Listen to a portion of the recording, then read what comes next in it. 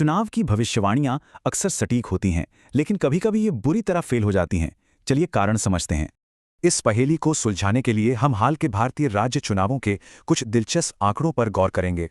पिछले 10 सालों में प्रमुख पोलिंग एजेंसियों की सटीकता दर करीब 93% रही है। ये सच में कमाल है। 2021 के राज्य चुनावों में एग्जिट पोल के आंकड़े और असली नतीजे बिल्कुल परफेक्ट मैच हुए। जैसे कि सर्वेक्षकों ने बिल्कुल सही भांप लिया था कि केरल पुराना इतिहास तोड़कर एलडीएफ को दोबारा चुनेगा। असम में भी एनडीए की वापसी की भविष्यवाणी चुनावों के असली नतीजों के एकदम करीब थी। लेकिन बड़ा सवाल यह है, क्या होता है जब ये भरोसेमंद डेटा मॉडल पूरी तरह से क्रैश कर जाते हैं?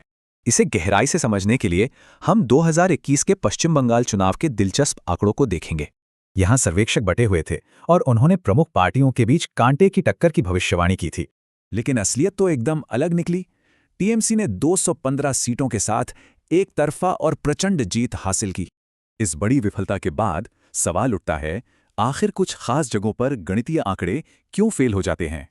पोलिंग एजेंसियों ने माना कि जमीनी स्तर पर डेटा जुटाते समय एक बहुत बड़ी मानवीय चुनौती सामने आई थी। यहीं से साइलेंट वोटर यानी खामोश मतदाता का कॉन्सेप्ट आता है, जो राजनीतिक विश्लेषण का पूरा खेल पलट देता है।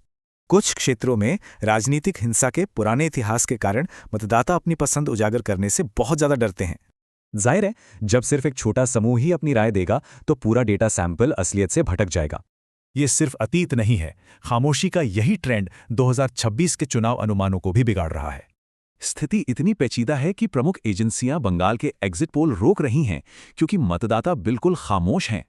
ये साफ दिखाता है कि बेहतरीन डेटा साइंस भी इंसान के बुनियादी डर और आत्मरक्षा पर हावी नहीं हो सकती। तो अंत में सवाल है, अगर जनता की खामोशी ऐसे ही बढ़ती गई तो क्या चुनाव भविष्यवाणियां इतिहास बन जाएंगी?